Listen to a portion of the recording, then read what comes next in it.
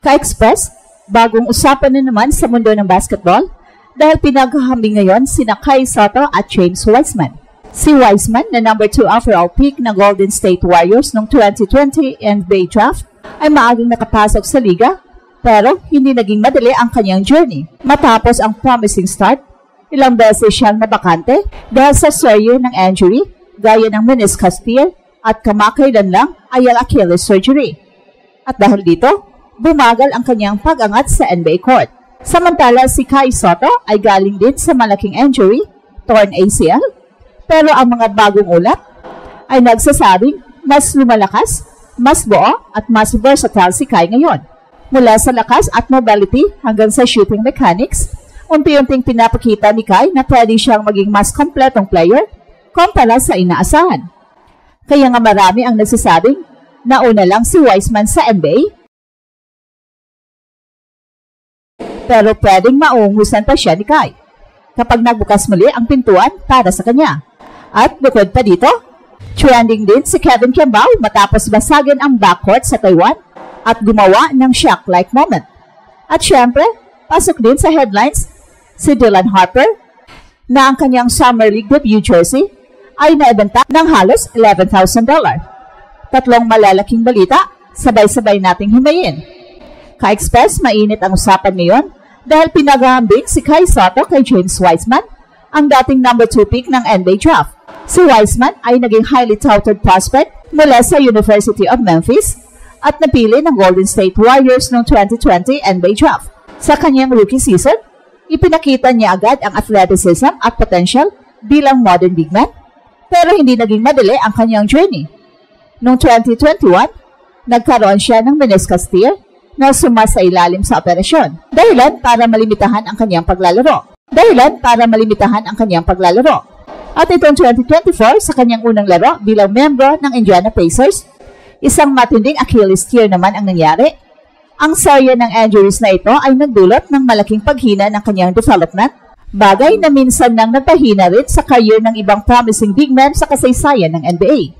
Well, sa kabilang banda, si Kai ay dumaan din ng kanyang malaking pagsubok nang magtamo ito ng ACL tear nitong January habang naglalaro para sa Koshigaya Alphas ng Japan B-League. At bago nito, nakaranas din siya ng ankle sprain at back injury, pero ang ACL injury ang pinakamalaking dagok sa kanyang young career. Gayunpaman, iba ang kwento ng kanyang pagbabalik. May mga ulat na nagsasabing bumubuti na ang kanyang kondisyon, mas lumalakas ang kanyang katawan, mas bumibilis ang kanyang lateral defense at higit sa lahat, nag-improve ang kanyang shooting mechanics.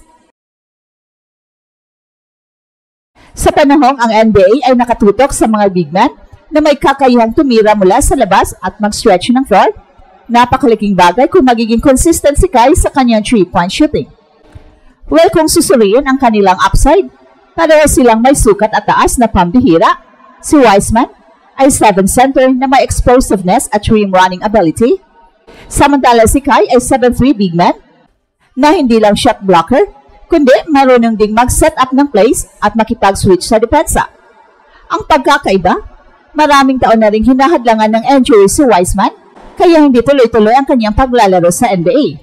Samantala si Kai, bagamat nagkaroon ng ACL tear, ay masasabing fresh pa kumpara kay Wiseman dahil hindi pa siya dumaan sa matinding grind ng NBA regular season at playoffs. Kung maayos ang kanyang rehab at tuloy-tuloy ang improvement, may pagkakataon siyang ipakita na mas versatile at mas durable siya sa long run. Makikita rin ang contrast sa kanilang mga career stats. Si Wiseman ay may career average na 9.1 points, 5.6 rebounds kada laro sa NBA.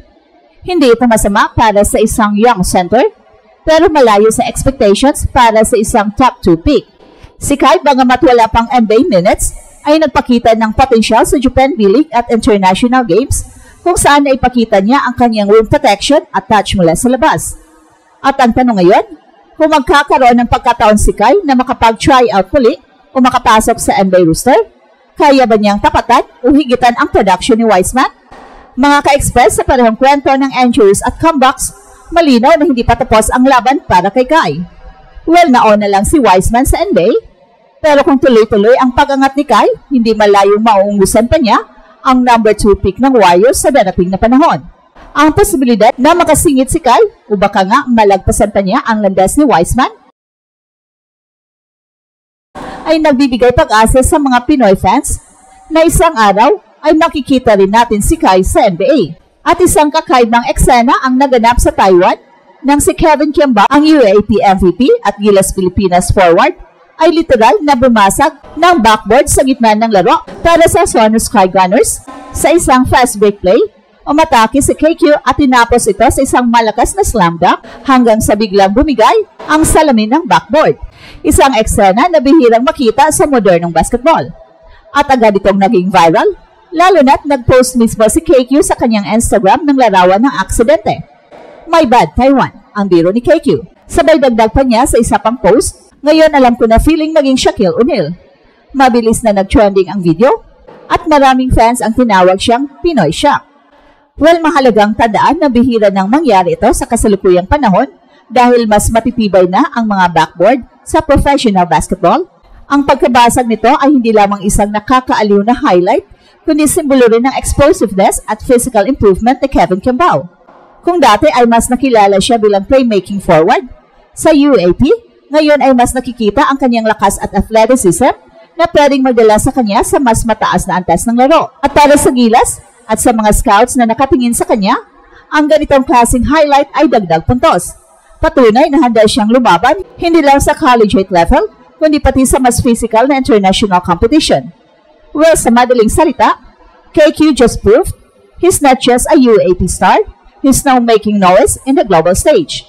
At kung usapang nakakagulat na presyo, pasok dito ang balita tungkol kay Dylan Harper, isa sa mga pinakainaabangang bagong bituin ng basketball.